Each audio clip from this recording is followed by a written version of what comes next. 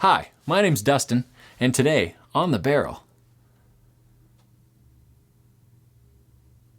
ASW Tire Fire single malt whiskey. Right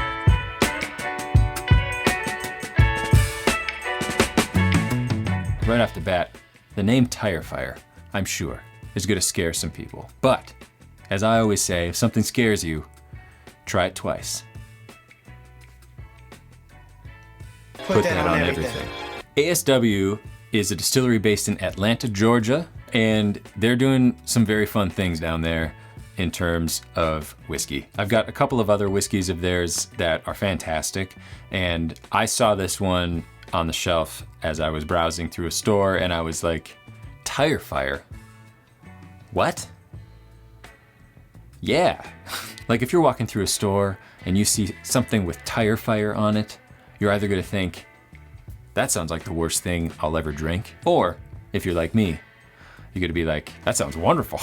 That sounds delicious. I would like burnt tires in my mouth. It really gets its inspiration from heavily peated scotches. You know, this is gonna be sort of born from your Lafroigs and your Ardbegs, real sort of maritime, medicinal, peaty scotches. So the story behind this one, at least from what I could find, is that the head distiller at ASW was a fan mostly of Irish whiskey and lightly peated scotches. And the rest of the team there sort of challenged him to make a heavily peated whiskey that he himself would actually enjoy drinking.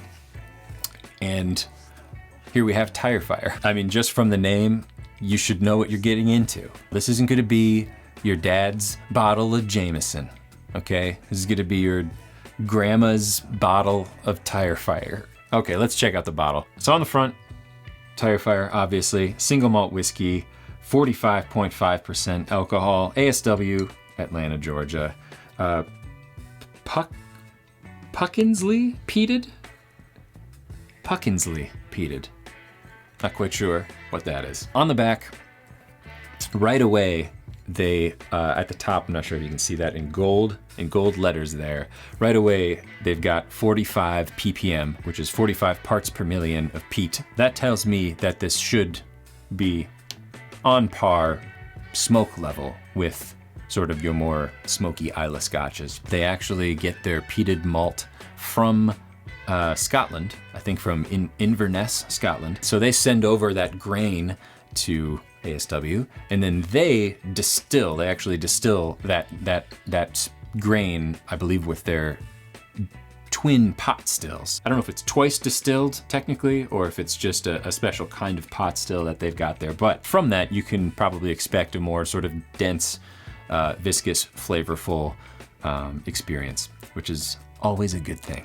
A fun little descriptor here on the back. It's daring, it's aggressive, it's a beast. Even if you don't like it, you'll respect it. I always love a whiskey that is unapologetically itself and knows that it's not gonna be for everybody. At its delicious heart, Tire Fire is the very best kind of fire. Distilled and bottled by ASW in Atlanta, Georgia. Non-chill filtered, natural color. You love to see that right on the bottle. And yeah, let's get into it. But first, if you want to subscribe to the channel, continue to ride along on this journey with me, go ahead and give it a thumbs up if you enjoyed it. And if you didn't, then just go ahead and close the browser window and leave a comment. Let me know if you've had this one or anything else from ASW. Really helps grow the channel, and I'm really trying to get my wife to finally subscribe. So if we can kind of bump those numbers up, maybe she'll feel more inclined to do so. Thanks. All right, let's do it.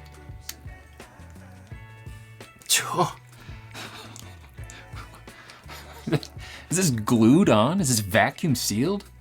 Oh. I gotta take a nap now. Pour a little bit here. Oh, that looks good.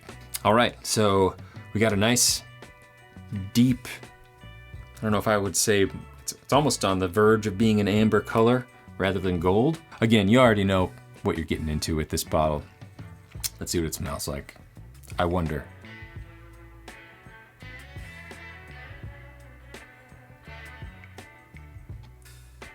Okay. So, yeah, it does smell like a tire store. I mean, like you just walked into a Tires Plus and the little doorbell rang behind you. That's there, okay? But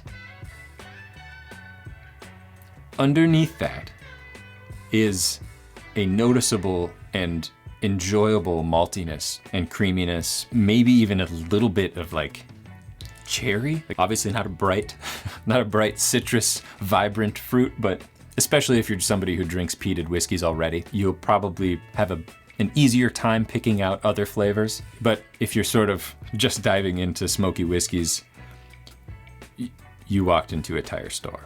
Let's give it a go.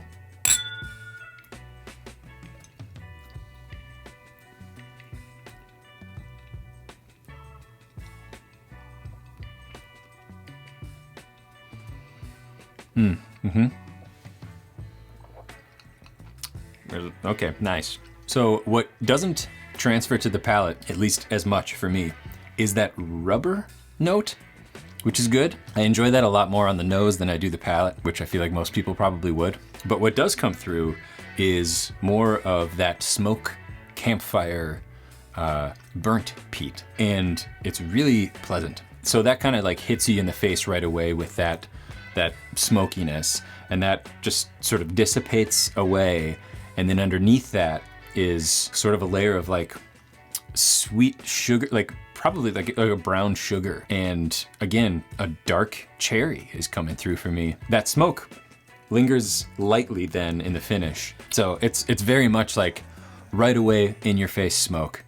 And then that smoke clears and you start to get this maltiness, this little bit of vanilla, but definitely sort of a darker brown sugar, and dark cherry. It's just a fun experience. And I also have the cask strength version of this whiskey. So maybe let's gotta clean out one of these glasses here. Okay, all right, so let's try this. So this is, I believe, the exact same thing, just at a higher proof. This is 57.4% versus your 45.5. Just a quick sort of comparison between the regular and the cask strength version. Pour a little bit here.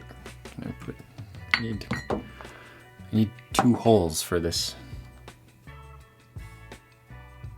Tire fire, cask strength.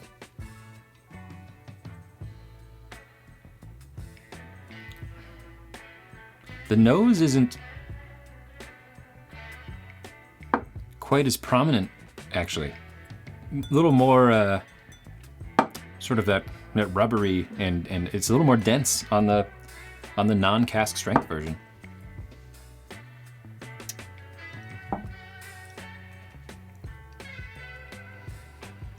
That cask strength version is a lot more peppery, like black pepper. and oaky to me. You don't get as much of the sort of vanilla cream, brown sugar sweetness that's in this one, and you get a little bit more of like a in your face, hey, this is gonna be the same thing, but we're gonna dump some black pepper and some oak on you. Wow, I guess I wouldn't have expected that. And after the second sip, that sort of continues to develop, which is really fun. It's definitely a drier mouthfeel, the cask strength version. This would be, especially if you're someone who wants to have your whiskey over an ice cube or something like that, you could definitely do this with this.